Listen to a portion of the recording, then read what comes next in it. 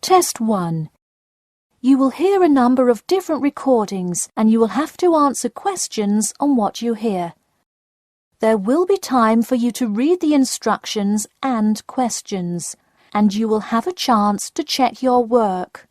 All the recordings will be played once only. The test is in 4 sections. At the end of the test, you will be given 10 minutes to transfer your answers to an answer sheet. Now turn to Section 1. Section 1. You will hear a telephone conversation between a travel company employee and a customer. First, you have some time to look at questions 1 to 5.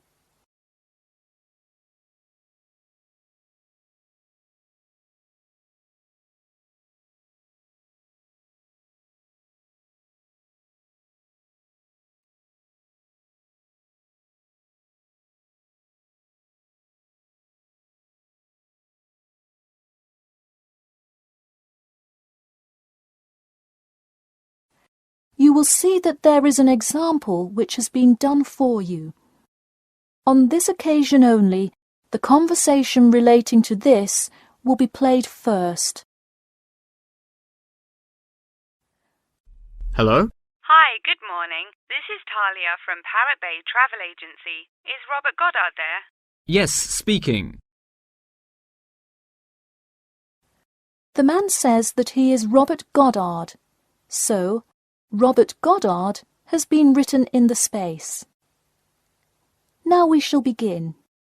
You should answer the questions as you listen, because you will not hear the recording a second time. Listen carefully and answer questions 1 to 5. Hello?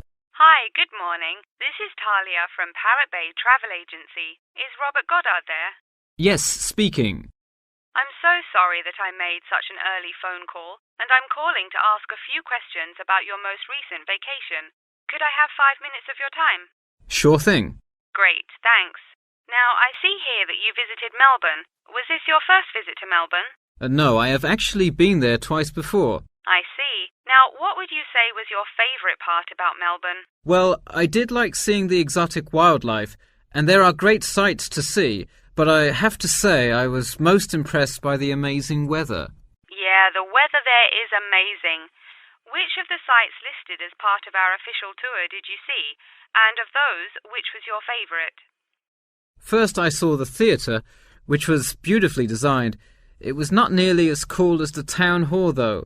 The building is a huge part of Melbourne's history. Definitely my favourite. I saw the aquarium too, but wasn't too impressed. I see. Yes, people often have great reviews of Town Hall. Now, I would like to ask you about your dining experience. Did you enjoy the food there? Absolutely, I loved it. I'm glad to hear it. Could you tell me a little bit about what you most enjoyed about the food? Being such an international city, I loved the variety. I could find any type of food I wanted, whether I wanted seafood, burgers, or anything else. You name it, and they had it. Did you drive to Melbourne? No, I flew. I thought about going by train, but in the interest of time, I decided to go by plane. Right, I see. Before you hear the rest of the conversation, you have some time to look at questions 6 to 10.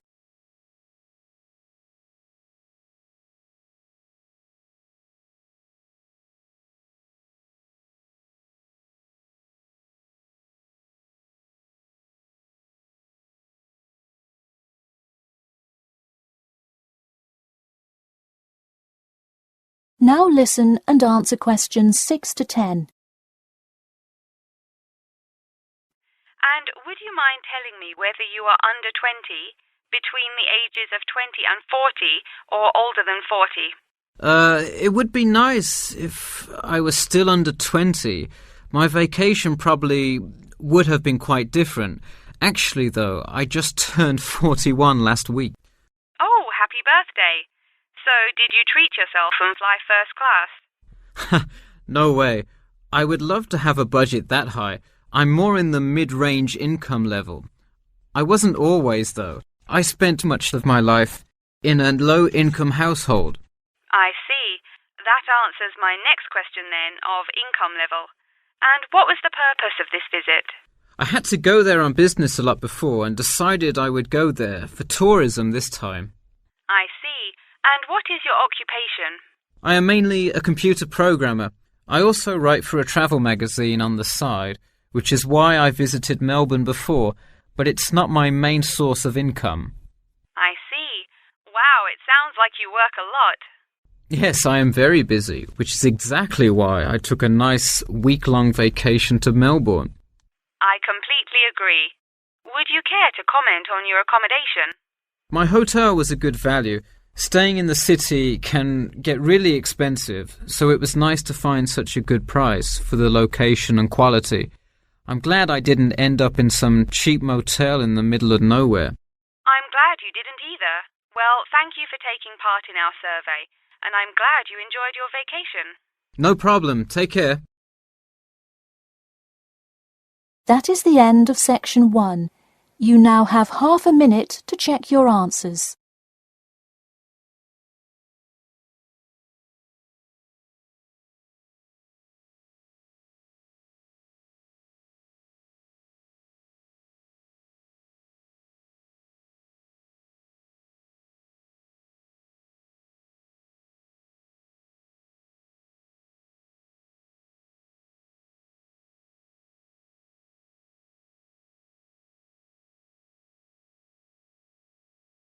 Now turn to section 2. Section 2. You will hear a talk about the main points of interest and the improvements made in the area. First, you have some time to look at questions 11 to 15.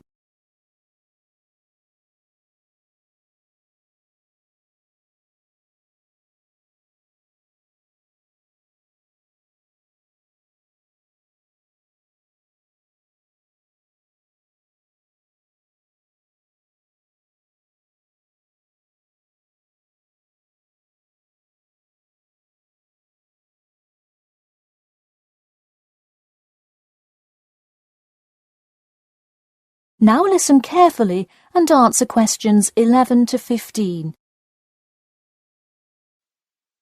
Thank you all for coming to our community meeting.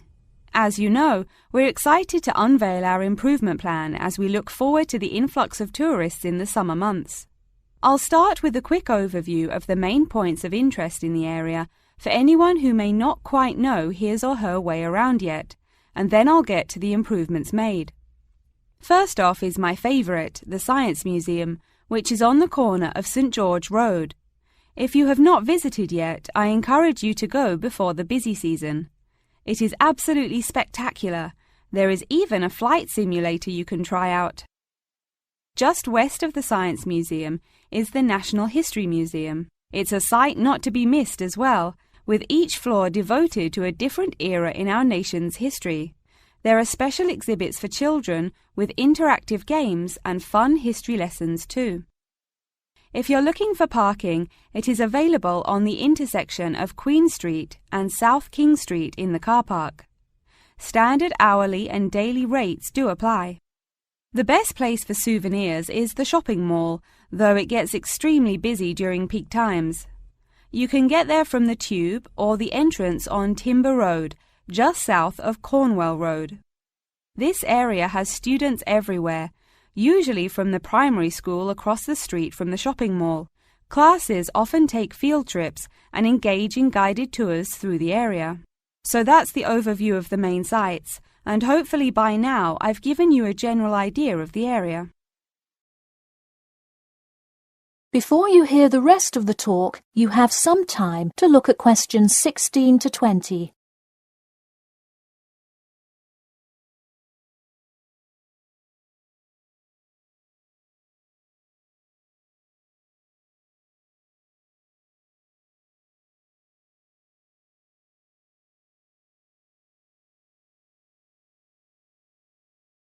Now listen and answer questions 16 to 20. Now I'm going to outline the improvements we have made in our efforts to make the experience even better for each and every one of our visitors. You probably noticed when you first drove into the car park this morning that there is now additional signage to help avoid confusion.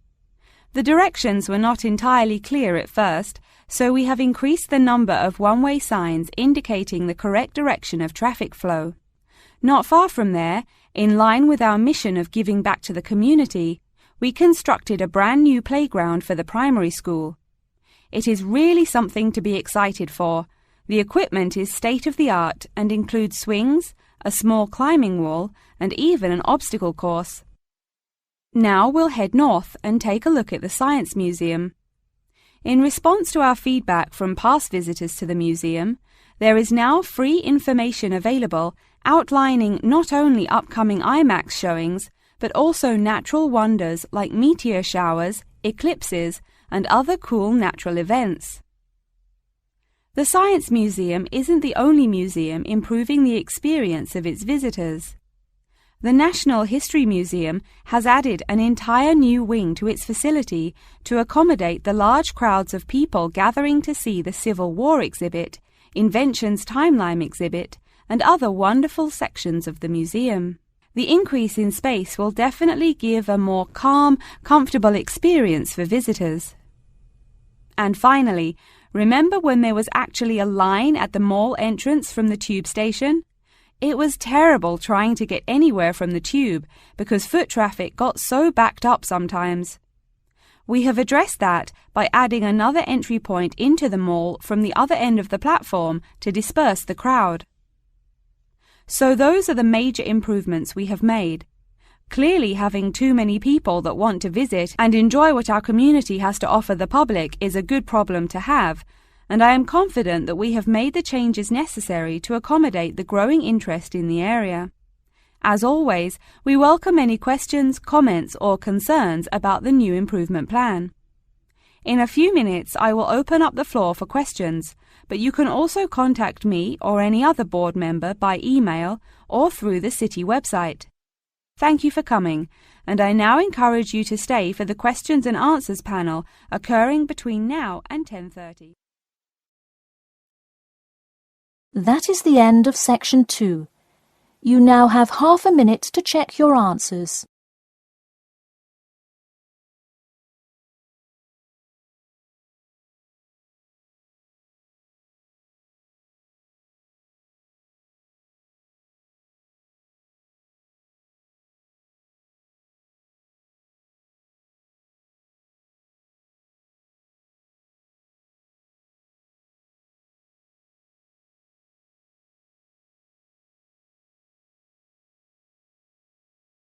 Now turn to section 3. Section 3. You will hear two students called Jane and Mark talking to their tutor about the project assignments for their senior thesis. First, you have some time to look at questions 21 to 23.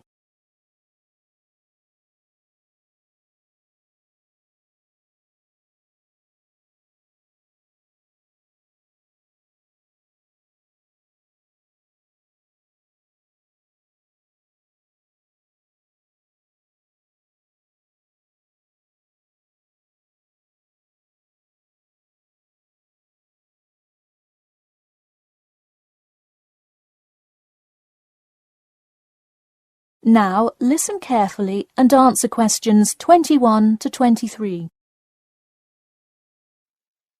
So, you were both given your project assignments for your senior thesis today, right? Yes, and we already have to submit our topics next week. But how could they give us a grade this soon?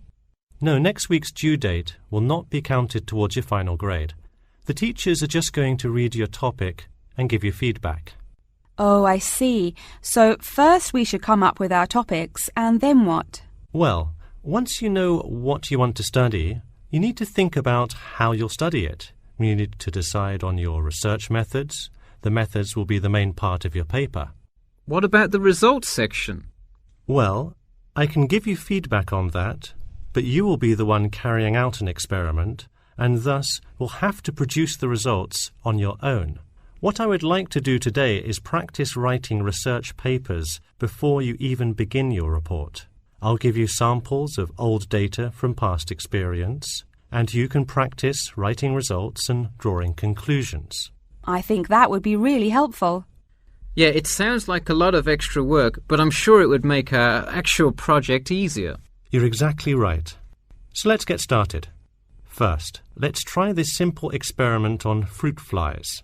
Read the information and then take 25 minutes to summarize a results and conclusion section. That's really important. Pay attention to the time limit. OK, does it still have to be 6,000 words? No, don't worry about that. What if we get off topic? I wouldn't worry too much. You'll have so much information to write about that it should be easy to stay on topic. Before you hear the rest of the talk, you have some time to look at questions 24 to 30.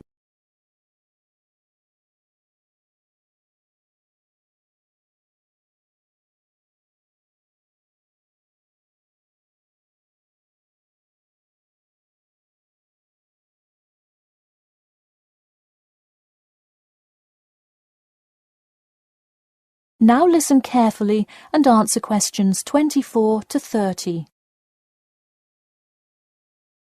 But what about other sources? Well, for this assignment, you can use the one from your textbook. In your actual paper, you should find old experiments that support your topic. So do we need to find different types of sources? For instance, should I be conducting lots of interviews to use in my paper? No, there's no need to conduct lots of interviews or anything like that. OK, I'm ready to get started. I'm still a little confused, though, on how we should format our paper. Don't worry about it for now, but on your final paper, make sure to pay attention to the format. It should follow the guidelines exactly. Oh man, I'm starting to understand why they give us all semester to do this. Are there any other small details like that we should know about? Not a whole lot. Make sure you provide 2 copies. One for your teacher, of course, but one for yourself as well. And of course, you know the due date, right? It's April the 11th, right? What? No, it's May 11th, right? Yes. The due date is May 11. Write it down.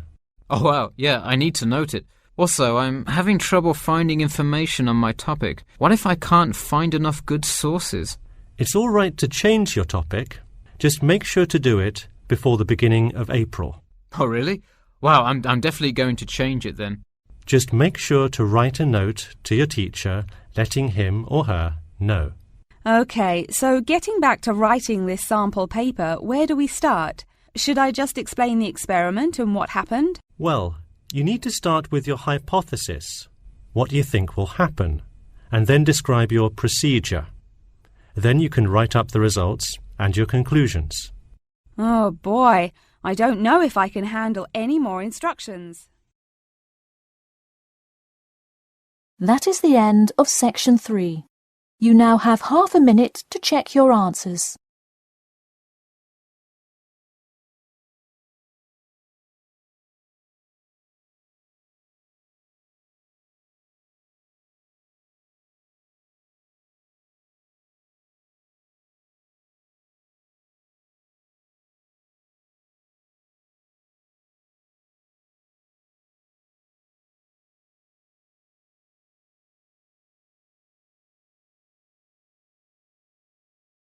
Now turn to section 4. Section 4. You will hear part of a lecture about factors you should consider when creating advertising materials and the effects they can have on your product sales. First, you have some time to look at questions 31 to 40.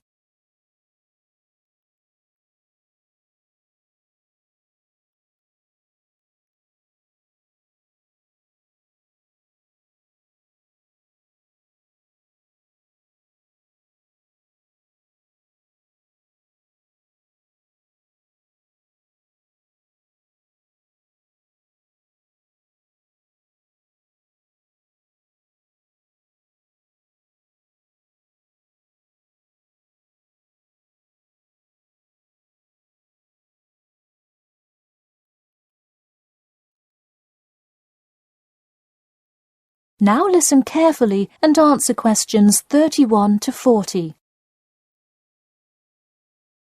Hello class, and welcome back to Marketing Strategies. This week I will expand upon last week's lecture by talking about factors you should consider when creating advertising materials and the effects they can have on your product sales. Lesson 1. Limit your advertising to the geographic area of your target market.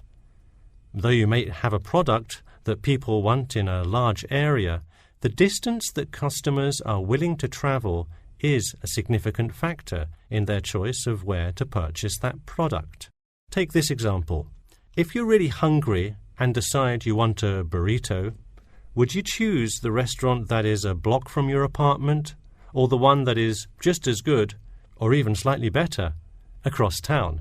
Of course, you'd pick the closer restaurant. Next, there's the method of communication to your target market. How do you decide among radio ads, TV commercials, flyers, or even word of mouth? While we often think of the visual presentation of ads, there's much more to advertising than the look. Studies show that consumers are much more likely to remember advertising slogans if there's also a sound plate. Did you know that your sense of smell is closely linked with memory? Think about Mandy's candy store up the road. Every time you walk past it, you can just smell the chocolate, right? I bet you can almost smell it now. Just mentioning the name brings about the smell memory and, in turn, a chocolate craving. What better way to sell chocolate bars? Obviously, sometimes appealing to the senses isn't the most practical way to advertise. For example, it's a good idea to come up with a marketing strategy that adapts to the product, especially digital products. The flexibility of this kind of products is extremely important, so it's very common for advertisers to form one single layout for all of their ads, the visual, the medium, even the majority of the content, and simply update the ad each time they come out with a new version. Remember, advertising is all about stirring up the right feeling in your potential customers, whether by stimulating the senses, appealing to the intellect, and so on. Once the customer experiences the ad, the important thing is his or her reaction. Someone could love the ad you made, but unless he or she considers buying the product, you've failed to get the reaction you were looking for.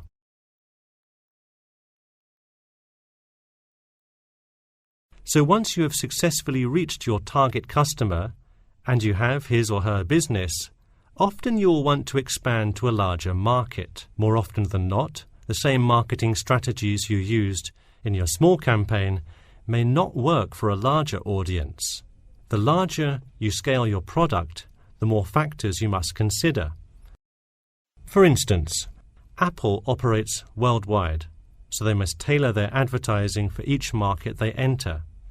Often you'll see Apple ads on international flights that appear not only in English, which is the lingua franca of most regions, but also in the native languages of the majority of passengers. I travelled to Russia last week, and it was really interesting to see the same Nike ad that I've seen 100 times, except this time it was in Russian. Okay, going back to the medium of the advertisement, even after choosing to create print ads instead of radio announcements, television commercials, etc., there is more to consider. If you print your ad in a newspaper, it will be read by a far different audience than if you print your ad in a popular magazine. Would you put an ad for the new Justin Bieber album in a newspaper? Probably not, because that product is most suitable for youths. Let's face it. Do you know anyone under the age of 25 that buys a newspaper? No. Now let's try a few strategy exercises. Imagine you're a company that is aiming to improve the environment by making products that reduce human waste. How would you advertise your product? Clearly it would send the wrong message if you put up flyers or other materials that cause lots of waste paper. Consider instead putting commercials on the Health Channel or buying ad space on websites like UNESCO. Or here's another example. What is one great place to advertise suntan lotion? How about a swimming pool? It has the exact group of people that need the product.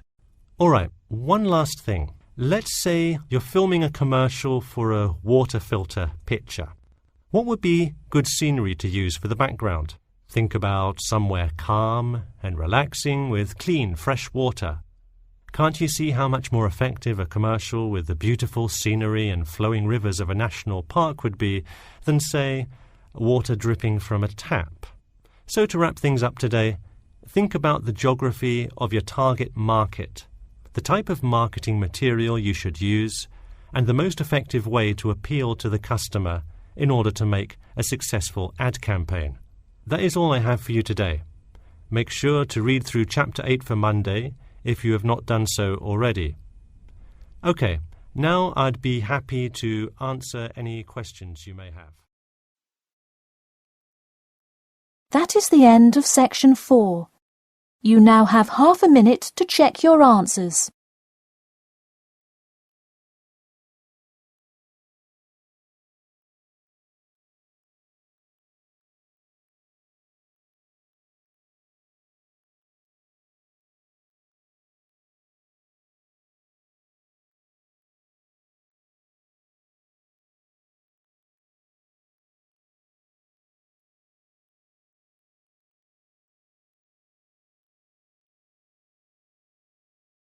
That is the end of the listening test.